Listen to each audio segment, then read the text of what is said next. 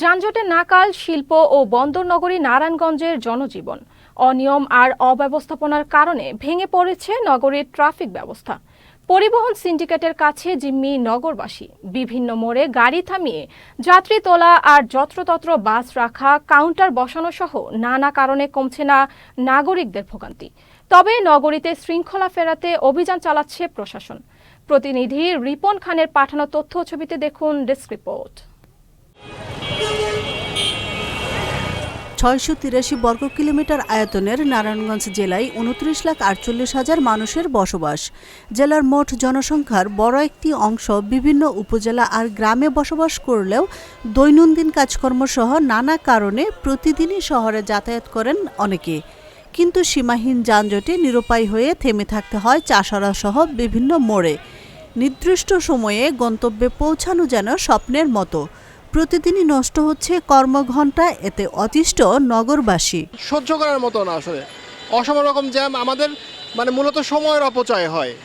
আমরা নির্দিষ্ট সময়ে গন্তব্যে পৌঁছাতে পারি না। কেন্দ্রীয় বাস টার্মিনাল যে কাউন্টারগুলো আছে এগুলো যদি শহর থেকে বের করে দেওয়া হয় তাহলেও কিছুটা শহরে যানজট কমবে বলে আমার মনে হয়। পুলিশ প্রশাসন যদি ঠিকমতো কাজ করে তাই জ্যামটা দ্রুতই আমরা মুক্তি পাবো। শুধু একা ট্রাফিকের যে ব্যাপার তা না, এবং ট্রাফিকের সাথে বর্তমানে দেখি অনেক ড্রাইভার খারাপ ব্যবহার করে। নারায়ণগঞ্জের বিস্ফোরা, নারায়ণগঞ্জ রাইফেল ক্লাব এটা অপসারণ করলেই নারায়ণগঞ্জের জঞ্জাটে 90% কমে যাবে। শহরের যত্রতত্র অবৈধ বাস, ট্রাকের টিকিট কাউন্টার, অবৈধ পার্কিং, অটোরিকশা চলাচল সহ নানা কারণে নিরসন হচ্ছে না শহরের যানজট।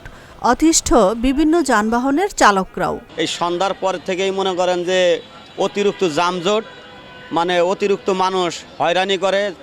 যানজটের লেগে মানুষ রাস্তাঘাট পার হইতে পারে না। দেখেন বড় গাড়ি কয়টা আছে আর বুড়া গাড়ি কয়টা আছে, আপনারা এগুলি বন্ধ করে দেন, যানজট শেষ হয়ে যাব। এটি যানজটের মূল কারণ।